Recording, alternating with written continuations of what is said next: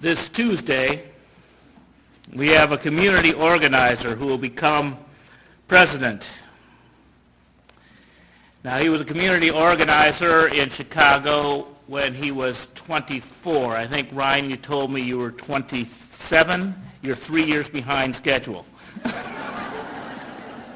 Ryan is the organizer working with us in Change.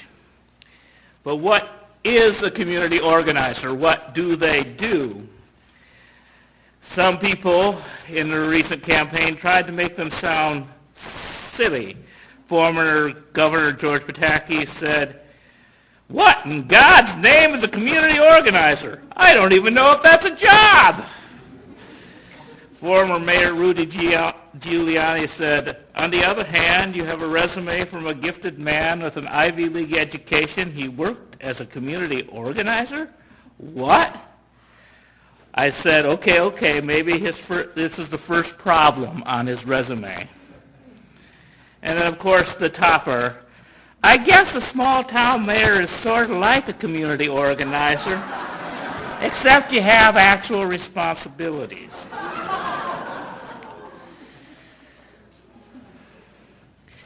Well, there was a website called Organizers Fight Back, and they wrote, "Community organizers work with families who are struggling because of low wages, poor health coverage, unaffordable housing, and other community problems, so that collectively we can fix those problems and make our government respond to our day-to-day concerns. Organizers knock on doors, attend community meetings, visit churches and synagogues, mosques, and work with unions and civic groups and block associations to help ordinary people build power and counter the influence of self-interested insiders and highly paid lobbyists at all levels of government. Regular people working together are the lifeblood of American democracy. Community organizing is how we keep that democracy strong, vital, and accountable to people." So when you talk about this community organizing, and growing up in the North and with a very union state in Michigan, we really got a good sense of what community organizing is, and we think, well, maybe that doesn't happen in the South. But 400 miles west of here, the Highlanders Folk School was founded. It started in 1932 primarily as a camp to organize labor. But in 1953, Highlander changed its focus from labor to the civil rights movement. Highlanders' work in the civil rights movement throughout this period focused mainly on school desegregation and voter education, and pioneering efforts to conduct cross-race educational sessions. And they worked with groups such as the Southern Christian Leadership Conference, which was led by Dr. King, the Student Nonviolent and Coordinating Committee, and they used Highlander as a place to meet and make plans. In July, before she refused to move her seat on the bus in December, Rosa Parks had attended training at Highlander. They write, "Our society teaches history through stories of remarkable individuals. And while Rosa Parks was indeed remarkable, her story is about collective action, willed risk, intentional plans, and mass movement. Sanitized versions of this story refer to Mrs. Parks simply being tired on December 1, 1955, when she refused to give up her seat to a white man. She was not simply tired that day, but tired of racism, segregation, tired of constantly being treated as a second-class citizen. In July 55, she came to the Highlander Folk School for a workshop on school desegregation, one of the many workshops that Highlander held for civil rights freedom fighters. She later spoke of that workshop as being the first time she had lived in an atmosphere of equality with members of the other race. Rosa Parks and the other participants of the Montgomery actually left that workshop saying they weren't sure people in their community would stick together to fight segregation. But when she returned to Highlander in March of 1956, 100 days into what would become a 381-day boycott, 50,000 people in Montgomery were sticking together, walking rather than riding the bus, and launching the next phase of the civil rights movement. Among the teachers at the Highlander School was a Unitarian named Pete Seeger, and he, with other people, helped rewrite an old gospel hymn from "I will overcome" to "We shall overcome," to reflect a community spirit. And so the Unitarians have been helping with community organizing here in the South for quite some time. Similar movements rose up in the North, of course. The labor movement in Chicago, and Saul Alinsky formed the Industrial Areas Foundation, of which Change is a part of. Worked with workers in the stockyard, knowing that people's power would increase if they worked together. From 1985 to 88, Barack Obama worked as a community organizer near a housing project of Altgeld Gardens. In an article in a National Review, Byron Rorqual wrote, "I need water. We need to get this fixed." New to Chicago, Obama set about conducting dozens of one-on-ones, that is, individual interviews with Southside residents in which he tried to discover which issues were most important to them. You have to understand a person's self-interest. That's Alinsky's terminology. Mike Kruglich, an organizer who worked with Kelman and Obama, told me, what's happened to that person in his or her life? Where are they going? Why are they going there? What are they really passionate about?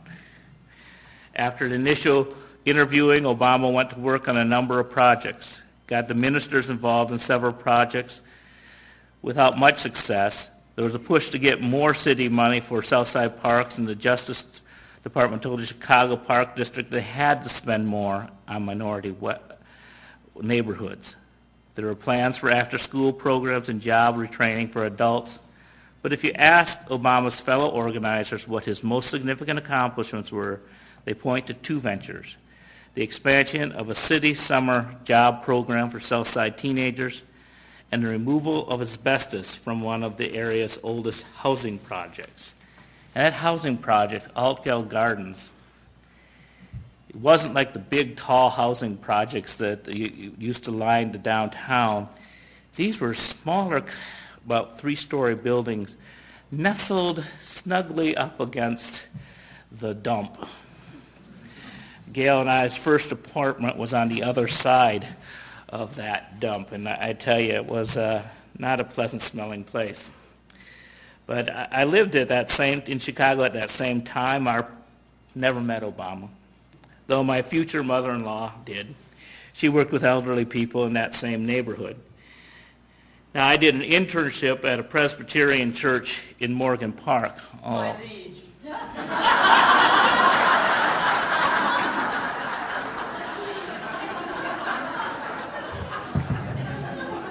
Thank you, Ann.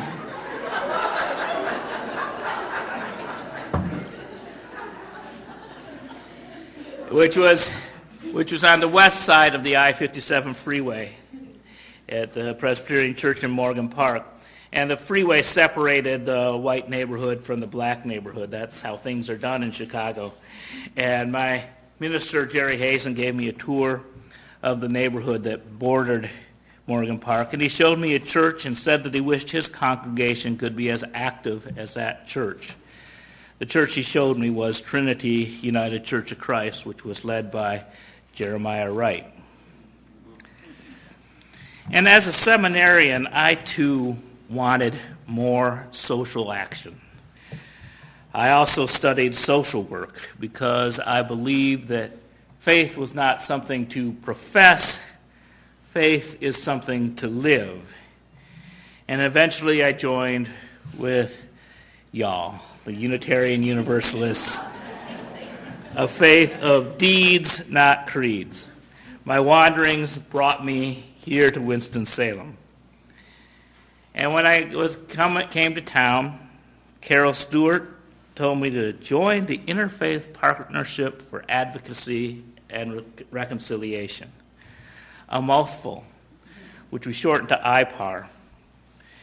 But this was a multicultural, multi-faith organization that met for lunch in the basement of St. Paul's Episcopal Church. And we talked and had sandwiches, and we had good relationships with each other, but we wanted to make more of an impact on the community. And so we invited the Industrial Areas Foundation to come to town and teach us about organization. And each congregation held house meetings to discover what the various people were interested in.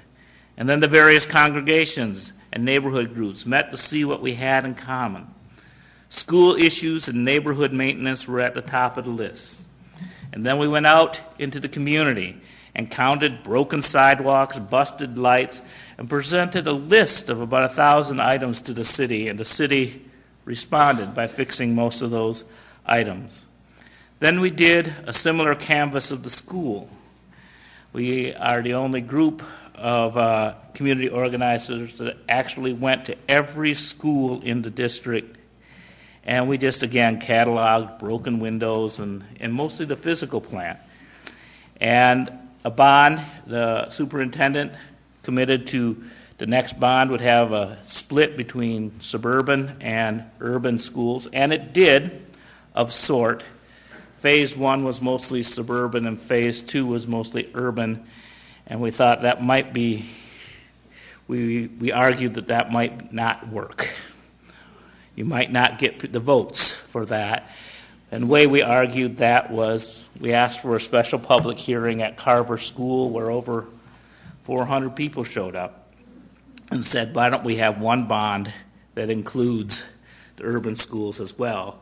And that was the bond that went through. And that bond was still resisted by the ministers' conference, who were a very important part of change. And so they were encouraging them. So we were, before the debate, we were aligned with the ministers' conference against the school board. After the meeting, we got our demands, and we were aligned with the school board for that bond issue. And that shows how it works in that you work and you hammer out what you can come out with in common. And that's the type of thing that you continue to talk. You're aware that someone who might be on your side on one issue might not be on your side in another issue. But the idea of the one-on-one meetings, the relationship meetings with people who are in official positions, people who are of other faith groups, helps you realize that it is possible, and we say that this should be possible as you use, to honor and respect those who disagree with you. And so you try to continually have those relationships so that you're in conversation. That when people talk about big money bribing political people, what the so-called bribers are doing, they're paying for access. You know, you're not, and Daniel Rostenkowski, who was our criminal in Chicago, he eventually got run out of Congress for this thing, but he always said, if you can't take the money and then still do what your agenda is, then you don't belong in politics. Politics can be pretty rough, and what you want is access. Well, most of us don't have the money to have that sort of access to pay in political campaigns. But what government is required to do is to hold public hearings And public hearings are often held in small rooms because it's easier if people don't show up to the public meetings to get agendas through. Well, part of change is organizing us to say, hey, what's going on? What is the tree policy going to be in our city? What is the school board policy going to be? And if nobody says anything, government officials take that as consent. And so being part of change involves work. It involves working in teams, trying to discover what the actual issues are, and taking a chance to spend some time and some energy so that we're able to present an issue in a way that makes sense and can win.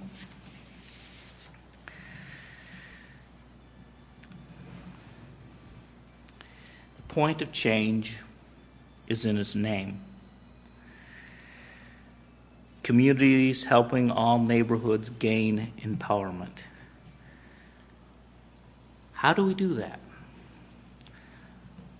By asking each other what is important. Our congregation will again have house meetings. I think back in 2002 we had over 65 people participate in meetings, and they were pretty open-ended. What matters to you? What do you want to improve in your community? We may differ from some other communities on some of the issues of faith, gender equality, and sexual equality, but we will also discover a common concern for healthcare, education, and policy. And by talking with other faith groups, we will find that we have indeed some allies in the liberal Christian community on issues that are near and dear to our hearts, like separation of church and state and gay and lesbian rights. It's important for us to work with other faith communities because we are a small faith community on the whole of it. And when I'm talking with my Christian colleagues and trying to explain what Unitarian Universalists are, and it's hard to explain, you people. But I tell them of a parable of Jesus, of a father who had 2 sons. And he asked the first son, will you go out and harvest in the field? And the son said, sure. But then he got busy and did something else. He asked the second son, will you go harvest in the field? And he said, no way. But then a little bit later he thought about it and said, well, I might as well harvest in the field. I tell my Christian colleagues that Unitarian Universalists are that second son. We love to debate, we love to say no, but eventually we will show up and do the work. So today is a day of harvest, and the days of replanting and tending are coming. Let us be ready to organize. In your orders of service, there are little envelopes. Our congregation has voted to have special fundraisers to raise money for change, and today is the day. Insurance will cover our pipes, but only you can contribute to change and be part of us. One of the hallmarks of change strategy is the analysis of power. Who has the power to make the decisions that affect our lives? And how can we reclaim some of that power? How do we remind the politicians that their power is derived from the consent of the governed? I end with a quote from Dr. King. Power, properly understood, is nothing but the ability to achieve purpose. It is the strength required to bring about social, political, and economic change. Now, a lot of us are preachers, and all of us have our moral convictions and concerns, and so often have a problem with power. There's nothing wrong with power if power is used correctly. You see, what happens is that some of our philosophers get off base. And one of the great problems of history is that the concepts of love and power have usually been contrasted as opposites, polar opposites, so that love is identified with the resignation of power and power with a denial of love. What is needed is a realization that power without love is reckless and abusive, and love without power is sentimental and anemic. Power at its best is love implementing the demands of justice, and justice at its best is power correcting everything that stands against love. In this time of struggle and hope, it is in our power to help.